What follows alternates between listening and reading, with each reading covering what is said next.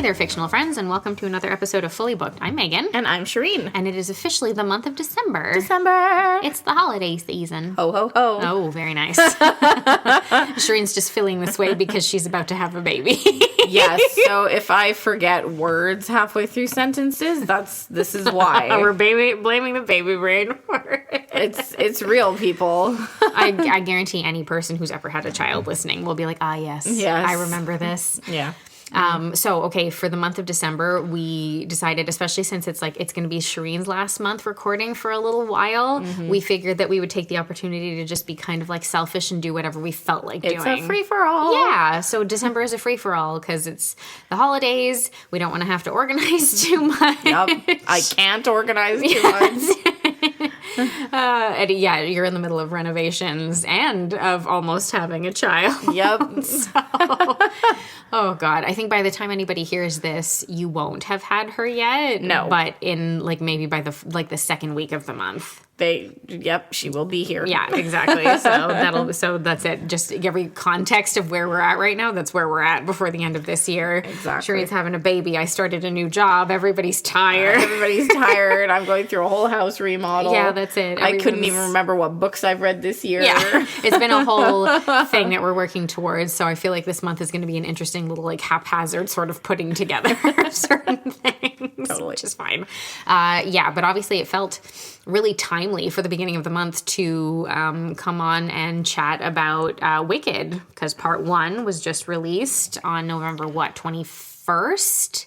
22nd. Yeah, yes. Okay. Yeah. So we're Friday. Yes. Okay. Thank you. Yes, that's it. So we're recording this opening weekend. Yes. Basically, you guys won't hear it for a couple of weeks, but anywho, we're recording it opening weekend because we just went to see it. So we figured we'd sit down, talk about Wicked, and also, kind of talk about the interesting sort of coincidences of this pipeline that seems to exist of books that become either films or musicals and then become the other thing as well within that, because there does seem to be a recurring theme of that happening in the world, which is interesting, because I guess Broadway just likes to pick up on some of these things over time. Oh, totally. But one thing I will say for this movie release, the movie theater that we went to is kind of like our old crappy movie theater. We have the choice between a better one.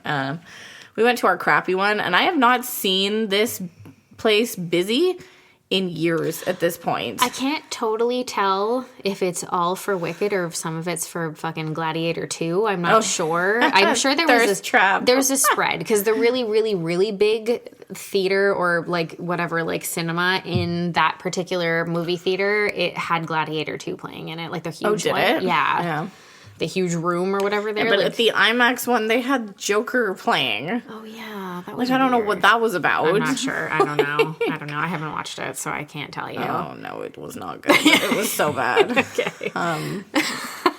Anyway, we digress. But all that to say, it was nice to see, some life in the movie theater, I have to say. Well, I mean, it's so interesting, isn't it? Right? I haven't seen a lineup that long there in years. Oh, my God, yeah. And, this used to be, the place to go, So that was nice. I do have to shout out to Wicked for, bringing people to the movies. I think there's been so much hype around this and so many collaborations. Well, that's what you were saying, right? Is that there have been, collections, collaborations coming out, and it's not something that we've seen to this degree in a while. No.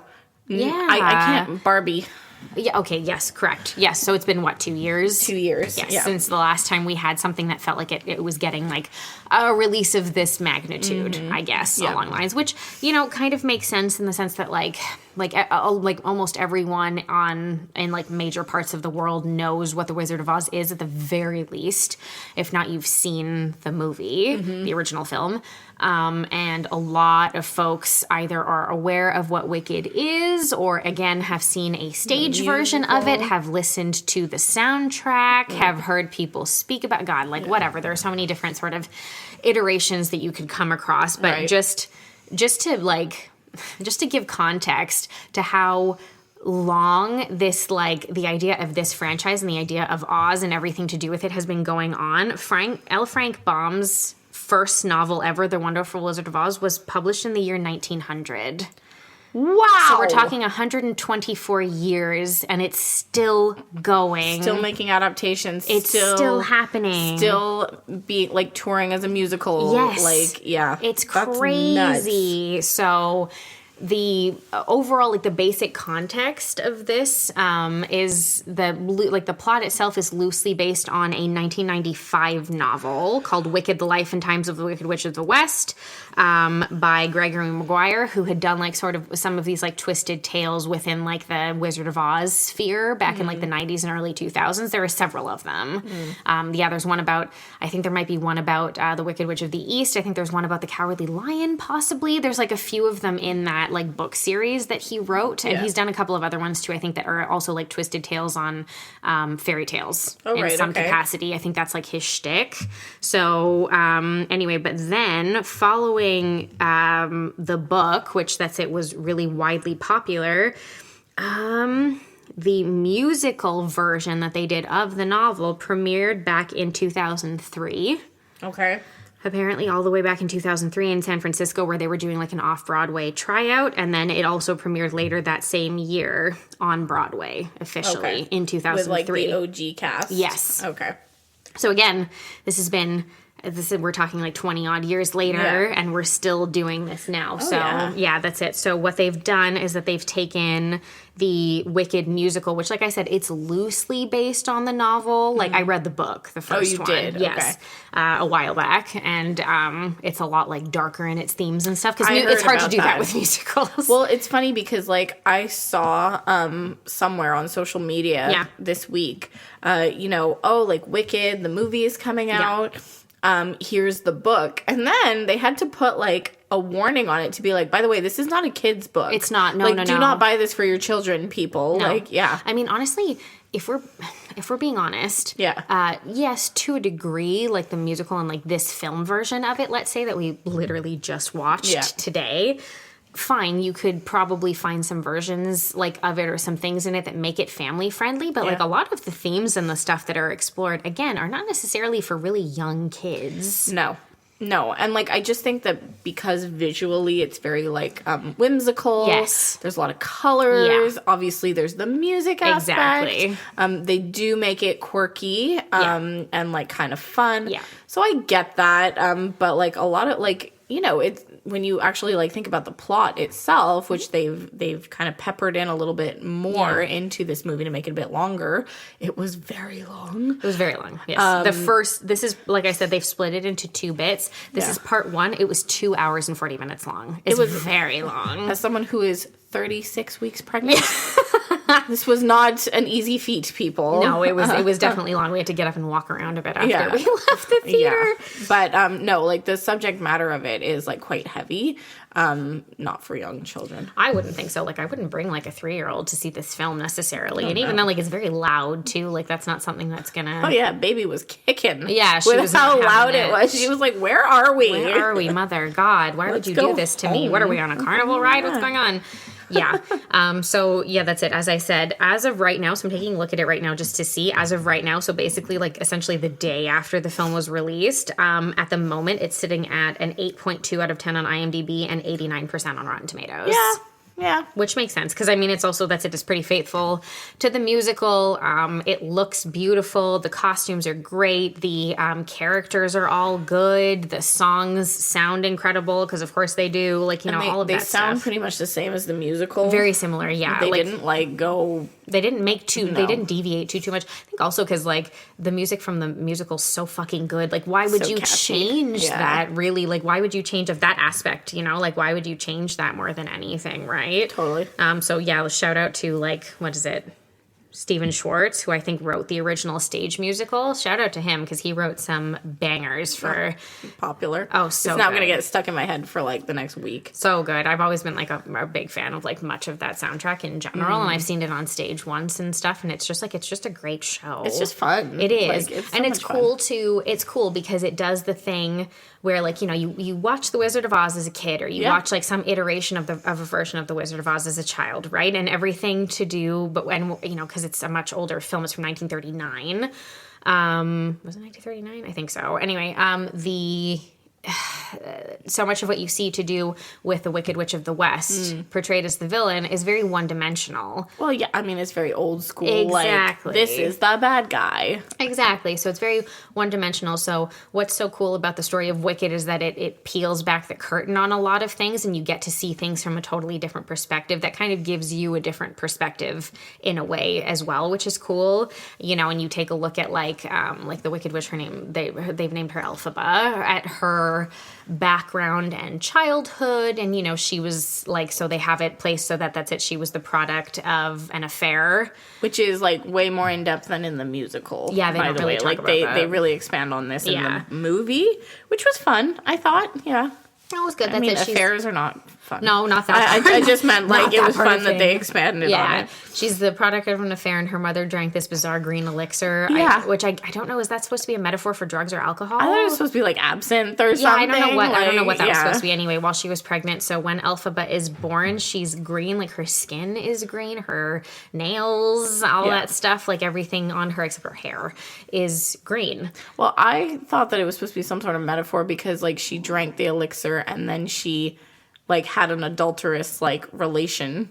She then got pregnant from it. So I thought it was like she's green because of the elixir, but also because like she was a product of like. I think that's partially supposed to be the point, right? Yeah. I think I don't know, it feels like a metaphor for a person having an affair with a person who's not of their background, and a baby being a product of that who doesn't look like their partner or them or the father of that child. Well, anyway. The partner, Yeah, that's it. I don't know. Anyway, whatever. But that's sort of course, that's what happens. So she's like, you know, so you have like all the background where she's been rejected by her father her whole life, and her parents went on to have one other child who, unfortunately, again, due to circumstances to do during the pregnancy, is unable to walk and does live life in a wheelchair, but is like, you know, of course, because she doesn't quote unquote look different that way, is still very well regarded, and people like her, and they treat her nicely, and the father dotes on her a ton. Her father just adores her, dotes on her, and is horrible to Elphaba, and she's, you know, shunned when she first gets to school and all this kind of stuff, again because of this. I mean, like, granted, like we were talking about it a little bit just after we watched it, the casting choices, I think, for the film were probably very good and very purposeful because, like, you know, a lot of it feels like a metaphor for like racism. For otherness, prejudice in different ways, right? And in this particular case for the film, the Elphaba is played by Cynthia Erivo, who's an English actress, I believe, who's been in a bunch of different stuff, but she's Black. And so, of course, it's like that, I think, kind of factors itself in a little bit to the whole idea of it also. Well, and it also kind of goes into, you know, why she feels so strongly about when she sees, like, injustice being committed against others, right? She's, like, the first one to stand up against it and speak out. And it takes, you know, Galinda a hot minute to stop being, like, such a shit and, like, you know, take a stand on things, take a stand, and then also turn the tides of other people's opinions, you know, because it also proves that, like, you know, how easily the masses are swayed by someone pretty who's just, like, putting a message out there and stuff where, you know, nobody else would have been able to change their minds, but she can because there's a pretty blonde girl telling you that, you know, that's a good idea, basically, and that this is what you should listen to now. But, you know, that's it. It's also, look, it's a story of, like, a really strong friendship bond that's formed between these two women who, that's it, grew up in totally different circumstances.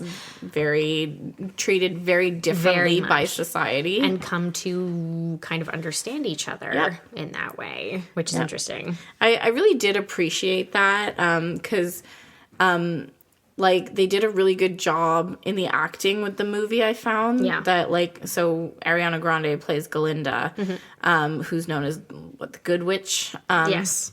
And, you know, when she's in school and her and Elphaba are kind of at odds, she's, like, this, like, you know, popular, annoying, very silly, very flighty, very surface level. Yeah. And, you eventually, like, when they're friendship starts becoming stronger, you eventually see her through Elphaba's eyes, and it's like she's just quirky and funny, you know? Yes, agreed, yeah. And, like, the things that would have been really annoying and, like, to your point, surface level, you know, it's just her being who she is, and that's just who she is, you know? Yeah, and again, because of her circumstances and stuff, like, that's just what happens, right? Everyone has different personalities, and a lot of those are formed by what situation you're raised in. Yeah.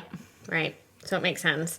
Yeah, that's it. You know, but it's about, like, that being formed and people kind of breaking down the idea of prejudices and the idea also of the people in power not necessarily being the be-all and end-all of every situation, and you as a person having more power than you think you do as well. Because you have a voice. Yes. Regardless of who you are. Yes, exactly. So there's a lot of, like, for something that's actually, like, really fun the whole way through, there's a lot of, like, really heavy metaphors. There is. There really is. But you have to, like, take a minute and absorb them. Yeah, like, the more you think about it, the more you're like, oh, right. Yeah, that's it. And, I mean, like, and yeah, like, you know, like, it's always cool to kind of see these things because there's a lot of, like, you know, what we know of as, like, the Wizard of Oz specific stuff, like little symbolism in it and visuals and callbacks to things, you know, where there are, you know, like a witch's hat that's presented to her, which we know now is, like, a very traditional looking, like, witch's hat. But if you think back, that was something that, like, wasn't really a big thing. Like, the Wicked Witch of the West in the original film version of The Wizard of Oz created a lot of what we know today as the modern iteration of the witch. The broomstick, the hat, the cape, the she's green in cartoons. They're green a lot. The shoes, like everything about her, the long nails, like all that. Yeah. It's so interesting if you ever do, like, I think there are videos about it, and also if you ever just do any watch throughs of stuff to do with, like, behind the scenes stuff of, like, what the actors dealt with making that original film. Oh, I bet. Oh my God. Like, just the shit that they had to go through, the injuries, the illnesses that were sustained from the makeup that they had on that was, like, lead-based and shit. Oh my God. I hadn't even thought of that. The stunts that went wrong that they were implicated in. With the wings and stuff. Yeah, that's it. All the stuff that, well, like the fire stunts and stuff on the broomstick at one point. Right. I believe it was, that's it, the Wicked Witch. It was Margaret something was the actress's name. She was really good. Her stunt double wound up with, like, 2nd or 3rd degree burns from one of the times that there's, like, a poof, you know, when she's sitting on her broomstick and she's, like, flying away or whatever. Yep. She wound up with that. I believe that I think the Tin Man had to be replaced because the first Tin Man wound up in hospital because of the makeup, the silver makeup that he had on. Insane. And that's it. And that's it. The original Wicked Witch of the West, she got burned at one point while she was doing something, and then her stunt double did after her because she refused to do the stunts herself after. And she got a really bad burn, and then they had to use, like, rubbing alcohol to take that green makeup off her when she had, like, a 2nd degree burn on herself. Horrible. It was Auntie coming to say hi. Hi, Auntie Bear. Are you going to come help us talk about this? I am. Did you watch Wicked too? Yeah. He's like, yes, I did. You have opinions. Yeah, I'm sure. Yeah, so anyway, so that's, like, that in and of itself is, like, a whole interesting. Plus, it's so funny because, like, as, like, one of the first color films, I think it was natural that in, like, the lexicon of Hollywood everything, The Wizard of Oz was going to wind up as one of those with all kinds of rumors around it, you know, to do with, like, people taking drugs. And then there's that whole urban legend. Because color equals drugs. Yeah. And then there's that whole urban legend about the Munchkin who hung themselves on set and stuff. It's not real. It's bullshit. But anyway, it's just, like, a thing. Again, like, these things that kind of, like, wound up becoming, like, conspiracy theories about that movie and everything. So it's interesting to think that, like, that's it. We've been so hyper fixated on this franchise, and this has to be one of the longer lasting ones, right? Like, I'm not crazy. Like, this has to be one of the ones that's been going on forever. But, like, when you think about it, like, think about when the novel was published. But that's what I'm thinking. Like, so when they announced that Wicked the movie was coming out, I was like, I'm sorry, like, we've had so many of these already, like, just in, you know, my, like, recent memory,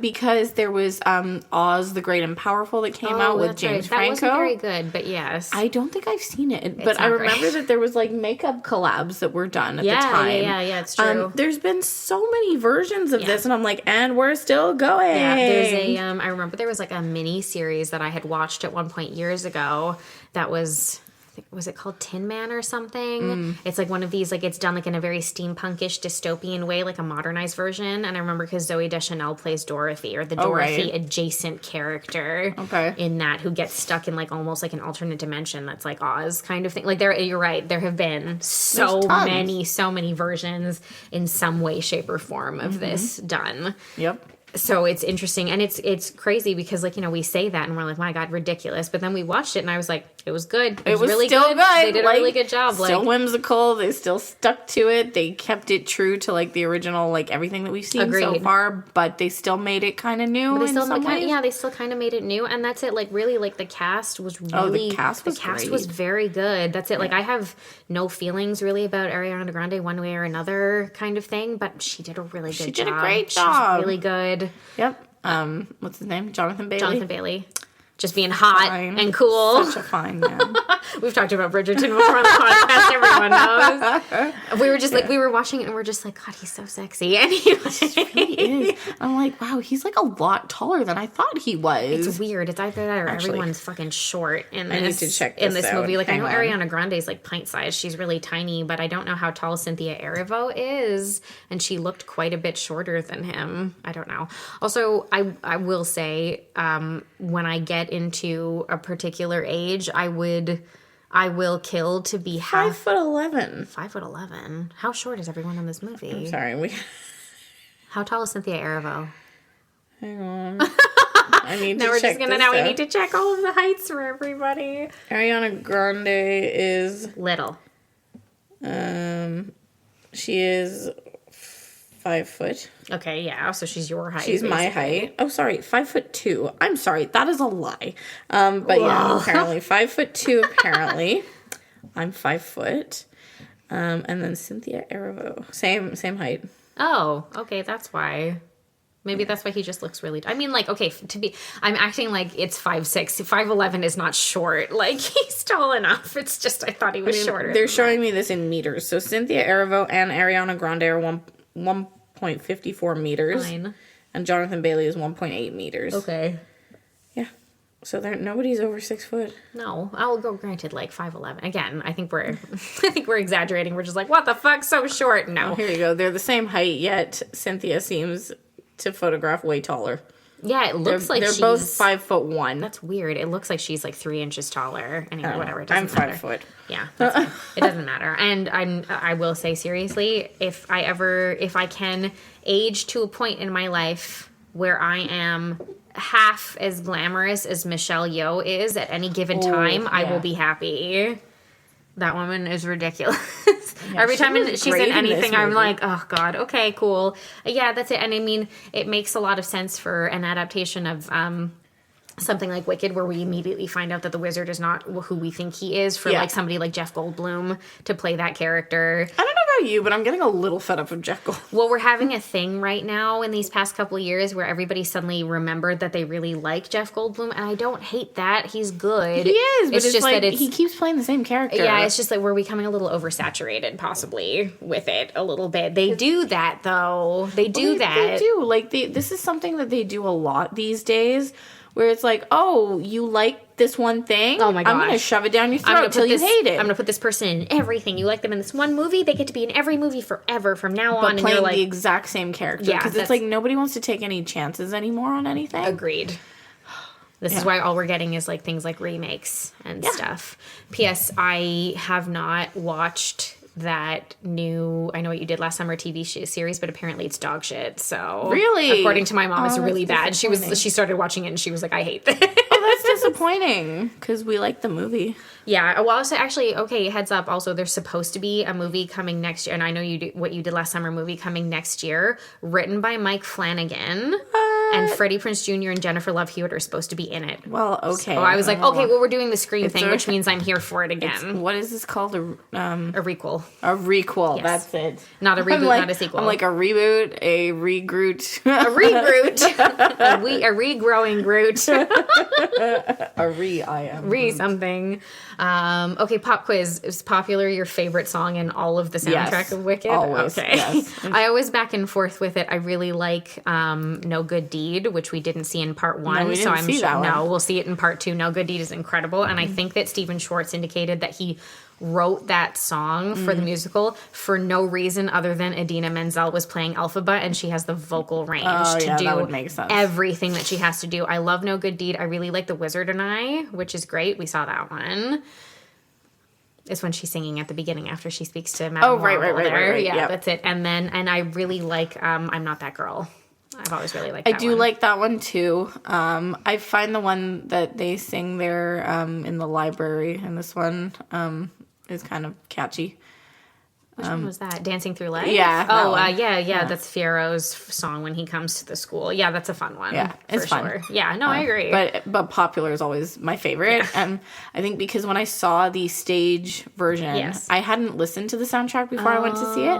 And so I was caught off. I like to go into things completely blind. You do it all the time. I do it all the time. Yeah. And so when Popular was came on, I was like, oh, this is fun. I liked it. I'm just not surprised because it's just very much a fun thing for you. I was like, if Shireen's gonna like any song in a musical like this, it's definitely gonna be this song because it's funny. Yeah, it's funny. It's tongue in cheek. Yeah, it's great. It's very much like that. I was literally saying after we were having dinner, and I was like, there are a couple of instances where Glinda does something that reminds me of you every once in a while. And it happened a couple of times that I was watching it, and I'm like, Megan's gonna be like, hi, look, it's you. Yeah. I like to think this is vaguely our dynamic, except for the part where we ever hated each other because that was never a thing. That never happened. No. That's it's fine. I just I bring you back down to earth when you get dramatic.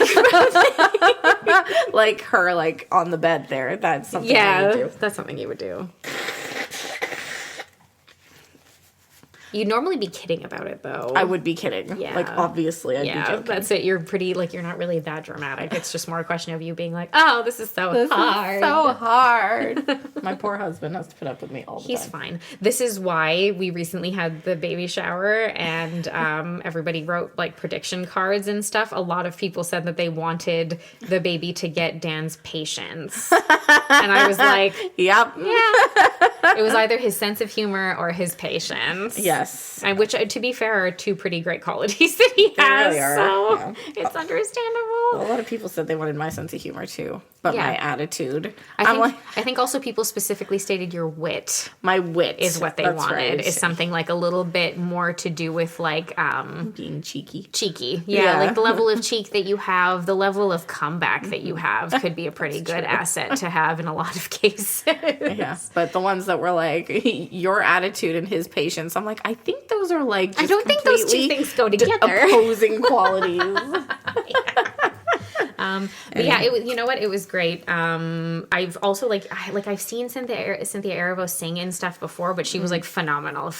Oh, she was great. Ridiculous. All the songs were really incredible. Defying Gravity. Oh my god, great. those last couple of riffs that she does right at the end of the song, I was like, Jesus Christ, just give her an Oscar for that song. So what was great in this movie?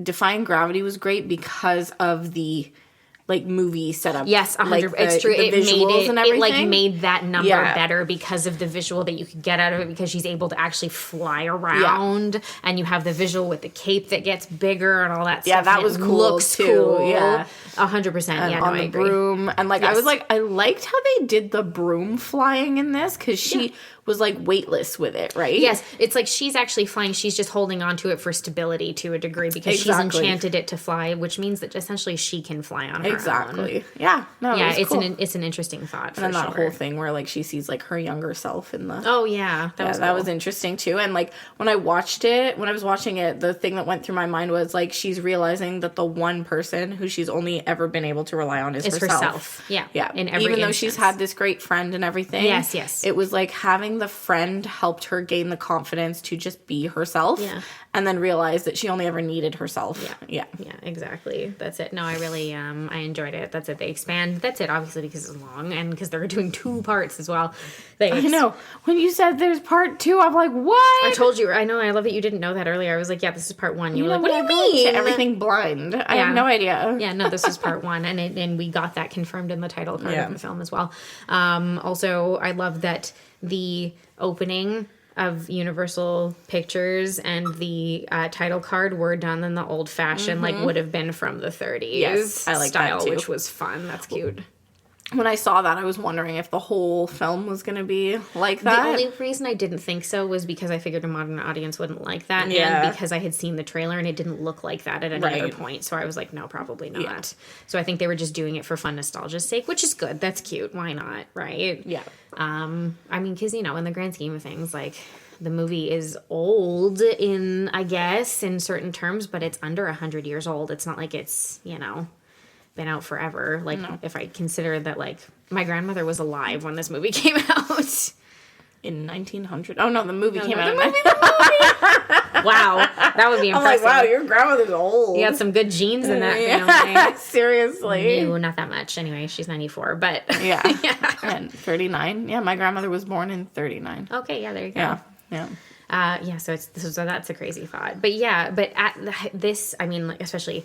This got, like, a massive release, and it's getting, like, a lot of press and a lot of buzz and everything, but this has also sent me into just, like, a little thought where I'm like, yeah, what's up with this? What's up with this idea of these, like, novels that are turned into either a movie first or a musical first, and then we pick the other one after that? Because off the cuff, outside of Wicked, obviously, which falls into that, which also Wicked is its own sequel or whatever, like one-off in a way, because it comes from the original Wizard of Oz. Yeah, that's it, because it comes from its own, like, original thing in the first place, so that's already its own thing. Yeah. And I think the Wizard of Oz itself, beyond the film, had stage play versions done of it over the years as well. Probably. I would not be shocked. Yeah. I did it in high school. I totally there forgot you about go. that. Yeah. That's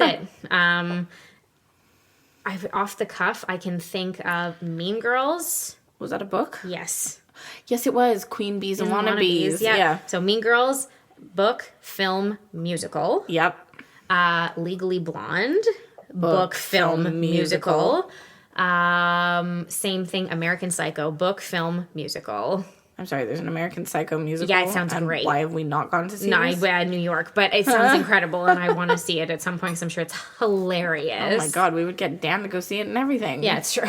Yeah, the guys would be pretty excited Yeah. about that. But yeah, that's it. Like, you know, it's interesting. I find that we're getting this sort of funny, like this one, like I said, this has like extra iterations, because if you consider it sort of, so we had the Wizard of Oz, and then we had Wicked the book, or let's say the Wizard of Oz movie, then we had Wicked the book, then we had Wicked the musical, and now we have Wicked the film. Is this the first time they've made a screen adaptation of it? Yes. Interesting. Yeah, we've never had that before of that aspect of things. Right. Like I guess in Oz the Great and Powerful, they tried to do some backstory for the Wicked Witch, but honestly, that movie's fucking boring. It's not good. No, this is the best angle for telling this story. I think so, probably, because it just keeps it more fun. And I mean, like, you know, there's like things about the original Wizard of Oz film that feel semi like a musical, even though it's not. It kind of feels that way, but it's because it's like the whole Technicolor aspect of it, right? So it just gives it that whimsical kind of feel. So yeah, I don't know. I wonder down the line, because I'm sure there's some that I'm not thinking of, like what else is maybe going to get that same treatment that way, you know, like into a stage version and then into a film, or into a film and then into a stage musical of some kind, whatever. I mean, they're making musicals out of whatever they feel like making musicals out of at this point. And they're not even admitting it sometimes. Looking at you, Joker. Oh, yeah, Joker 2 or whatever. That was like, we're not a musical, but we are. I mean, I feel like if they had advertised it as a musical, they would have probably got more traction. Well, they probably would have gotten a better audience for the movie, I guess. But I mean, like, this is the thing, is that I was like, okay, but you put Lady Gaga in your movie. Like, obviously, there's going to be musical numbers in it. Yeah. That's kind of the point. No, like, we all saw A Star Is Born, you know? Yeah, I know. Like, let the woman sing. That's it. You know, that's like, what she does well. It's something that she's very strong at. Yeah, we know this. So, I mean, fucking just include it in the movie and just, like, admit that that's what it is. Yeah. But I think musical... Did you see that there's a sing-along version of Wicked coming out? Oh, yeah, I did. Yeah, I think there were, like, public announcements being put out to be like, hey, when you go see it right now, don't sing. Yeah, in just the wait theater. till the next one. Just wait till the sing-along version comes out. Because, like, to be fair, that would be annoying. Yeah. No one did it in the theater we were in. I was wondering that, actually. Like, I was like, I wonder if anybody's going to start belting it out. But no. Maybe if we were in the U.S. Probably. Yeah. I feel like Americans, and like no shade, no tea, but I feel like culturally y'all are just a little bit more extroverted. Like louder and more extroverted about a lot Megan of these pointed this out once when we were in the States, how you like walk into anywhere and it's like, hi, how are you doing today? And like, you know, they want to strike up a conversation, and Megan, who's like the ultimate introvert, is like, oh God, stop talking to me. It makes me really tired to do. I had like a social something to do this past week at work where there was a career fair happening at a college that my company had gone to. It's like your own personal hell. I mean, it's fine, whatever. I've done them in the past, but like it was just like going to this, you know, myself and one other person who were there got to the end of the evening, and he was like, you know, I think I'm done for like the rest of the week. Like, I'm a pretty introverted person. This was a lot for me. Yeah. And I was like, yep. I can feel that. Yep. And it was completely understandable. So meanwhile, extroverted me, I'm like, hello, how are you? Oh God, yeah, I know. I could just send you in my place. Maybe that would be okay. Yeah, I thrive on these situations. I'd be like, my friend will do it. Can I send someone by proxy? Yeah, because I believe my boss is also very similar to me, and I don't think she would want to do it again. So... Oh Lord. Anyway, yeah, side note. But anyway, I mean, hopefully if you're here and you're listening to this episode, you've seen it. Otherwise, sorry for the spoilers. Yeah, sorry. I mean, like, I don't think we did too many, really. No. It's not like we got into every aspect of it. Honestly, like, you know what? Go watch it. It was fun. It was fun. It's worth a watch. Why not, right? And costumes were great. Yeah, I was actually, like, I loved Elphaba's, like, school outfits. They were so cute. I loved Ariana Grande. I know you did. All the pink and the, like, that. poof and the chiffon. I was like, oh, I love it. I don't think there were any one of her outfits that I actually liked. There were so many of them. I was like, oh, it's so cute. No, I really liked the shirt with, like, the overlaid corset stuff that Cynthia Erivo had on for the whole movie. I was like, that looks really cute. I really like that. And I was like, oh, man, I wish I could fit into these dresses that Ariana Grande's wearing. Well, she's, like, itty bitty. She probably weighs 90 pounds soaking wet. Oh, my God, she's so skinny. Yeah, she's really tiny. Anyway, hopefully that's it. If you're here, you've seen it, and you actually know what we're talking about a little bit. But if not, watch it. I don't know what to tell you. You did this to yourself. You chose to be here. Anyway. Megan, stop abusing our listeners. Anyway, feel free to follow us on Instagram, TikTok, and Threads at fullybookedca, and head over to our website at fullybooked.ca and check out our newsletter, sign up, take a look at all the extra content that we have coming through for the month, and anything else that your heart desires. But until next week, guys, keep on reading. Thanks, everyone.